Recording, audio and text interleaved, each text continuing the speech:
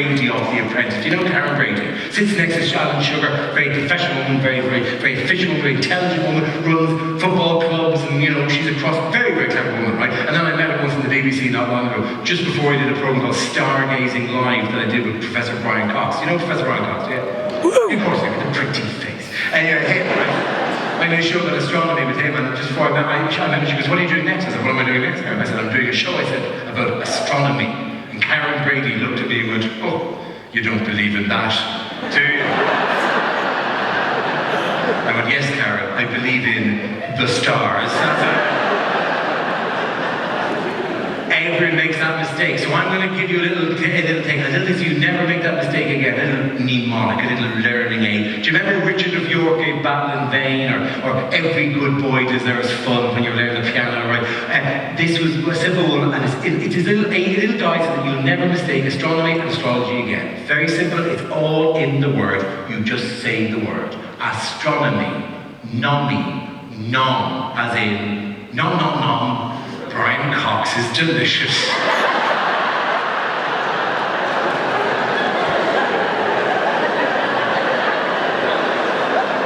Astrology, logy, log, a unit of poo. That's it. I'm not an editorial in any way.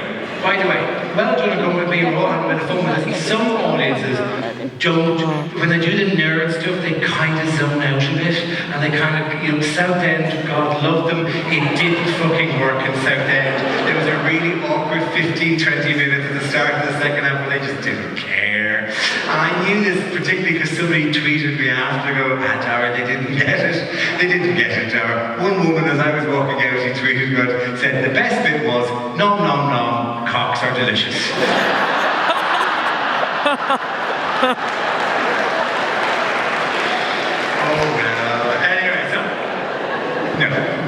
Me and Cox are in a fucking fight with astrologers because when we did Stargate, the show about astronomy that we did, there was one point in the show where we had a model of the solar system, all 8 planets, right? And I went, because the point of basically is we're going to talk about how, if you look at the planets, they're rock, gas, right? And we talk about that, right? But I went to number 3, which is us, and I said, oh, look here, here's another point, 3 points, right?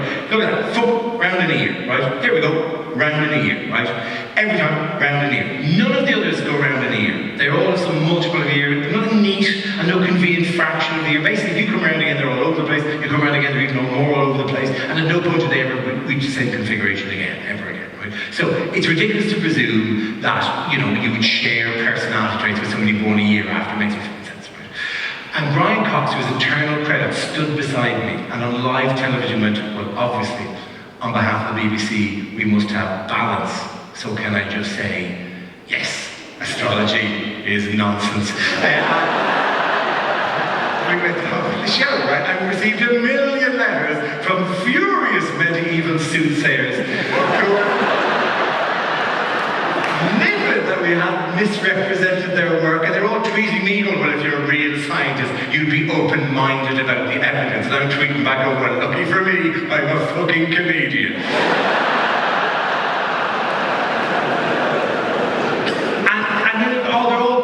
Wanted to come on the show, wanted to come on to get a right reply on the show. We go, no, you can't go on the show. Why can't you go on the show? Because it's a science show, and you can't go on a science. Why can't you go on a science show? Because your work clothes are a cape. A cape with stars, so natural. So you don't get to go on a science show, Madam Zuccarino. These are the choices we make for ourselves, and we have to live with it, right? So anyway, right? And I was going to fucking bring them on. Bring them on. I would love to have a chat with the fucking astronomer. The astrologers, you see, I love to have a chat with the astrologers. I would love to have a chat with them. That'd be fantastic. If for no other reason, we had them on us, quid pro quo, I would then be allowed to come on any TV show day, like on Daybreak on ITV. They'd be like, they'd be doing an astrology, a horoscope by them, and I'd be at the end of the couch, just read the newspaper, mind my own fucking business, just read the fucking paper, like, and the whole thing, they went, oh, Madam Zuccarino, Virgo this, and Leo that. That'll go on for a few minutes, they go, well, nothing. I'm going to leave you, Madam Zuccarino, broadcasting regulations, I just have to turn to Dara, and then they go, oh, I phone up the newspaper and go, everything she said was shite. Alright? Same time next week, and same time next week, we'll see you again, right? Now, people say it's a very soft target, and yes, it is a very soft target, because let's face fucking seriously accept them. It's a bit of crack in the office. You open the paper, you go, look at this. Oh, John, you're going on a long journey. Oh, Mary, you might come into some money, right? That's how we all use horoscopes. That's fine, right? You know, in fact, during the tour, there were 3 lads sitting round about there one week in Newcastle, right? 3 really burly lads. I said, I know, well, yeah, not particularly you, but nonetheless, represent. And I said, that's weird, what do you do? Like 3 huge lads. And said, well, we're prison officers. And 3 of them were prison officers in a prison called Franklin Prison, which is a proper fucking category, one of the most serious prisons in the country, right? And we had a bit of a chat about that, and then the conversation moved on, right? To this point, in fact, where I had a fucking brainwave, and I went back to the 3 lads and said, Jesus, lad, do you know what you should do? Do you know what you should? You should go round to the cells every day and read them their horoscope. Wouldn't that be cruel and unusual punishment? To just stand outside the cell and go, oh, you're going on a long journey?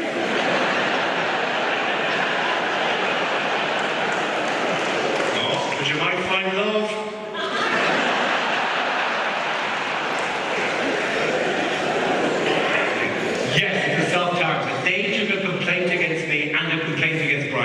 And they formally follow these complaints up. So basically the way it works is if they weren't happy with the result, they resubmit it, and then went all the way up the BBC till they got to the very top, the thing called the BBC Trust. And the BBC Trust had to rule on me, they don't know me, but they had to rule whether I should be punished or suspended or offer a retraction or whatever. You should read the ruling of the BBC Trust with regard to the astrology. You should just read the tone of the ruling of the BBC Trust of the Court of the Astrologers. You just essentially, would you ever fuck off?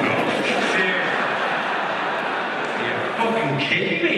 I'm gonna care about whose feelings being hurt? Get fuck off with yourself. Fucking what? I've got fucking all of Mexico complaining about Top Gear. I'm going to give a fuck about a couple of Scotland. Because it's not widely known that the head of the BBC Trust is an old man from Dublin going, now get fuck off with yourself. Ask me. But was like they wanted to fight, they wanted to fucking take a fight with me, I would give them a fight. Here is the fight. The fight starts in a strange place, but you'll come with me, I know it, right? Here's where the fight starts. A lot of people are very down on racism. I had to pause at that stage and feel an audience going, where the fuck is he going with this? Unusual development, and I wasn't expecting this thing.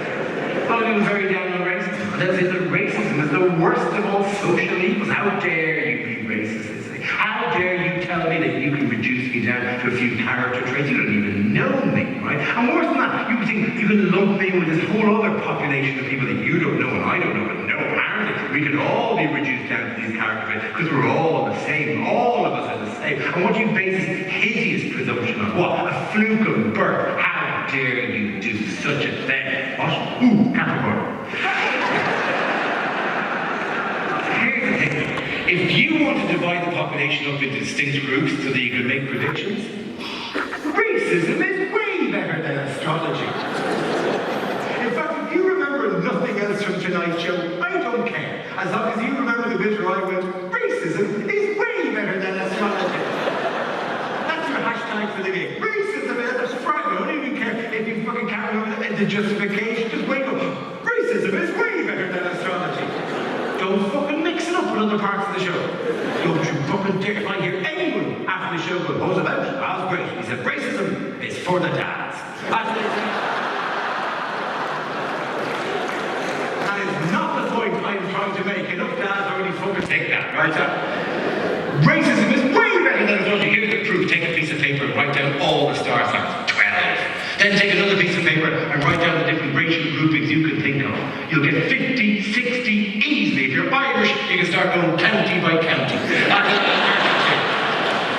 Then you do north of the river, south of the river, down the road, up the road, you do whatever you want. Mid-80s to mid-90s, no problem at all. At which point racism is 7 or 8 times more powerful than astrology in dividing up the population. And here's the clincher. How much better would daybreak be? If once a week they had a racist in making predictions. We will all tune in to watch that. So, Terry, what going to be a big week for the Jews.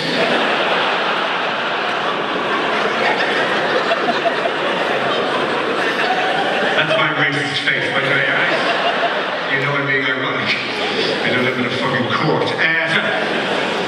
Where was it? Anyway, see, I like a nerd fight, and I will fucking go to a reducto ad absurdum to I like a nerd fight. Don't just make me a genius, but technically in particular, especially engineering and technology. Fucking hell, I would lost with anyone in that. We're all lost when it comes to technology. Oh, we're all scrabbling to keep up with it. I had a friend who invited me around to his house a couple of years ago to watch a football match in high definition. Right? So I toddled along, because he had a high definition box and a high definition telly, and there were 10 minutes into the game. I said, John, this is not high definition. He went, what are you talking about? It's a Sky HD box and a HD ready telly. I said, but are you using a HDMI cable to connect the box to the telly? And he went, what's a HDMI cable? You're ahead of me, you're ahead of me, you're ahead of me, you're ahead of me. He was using a SCART.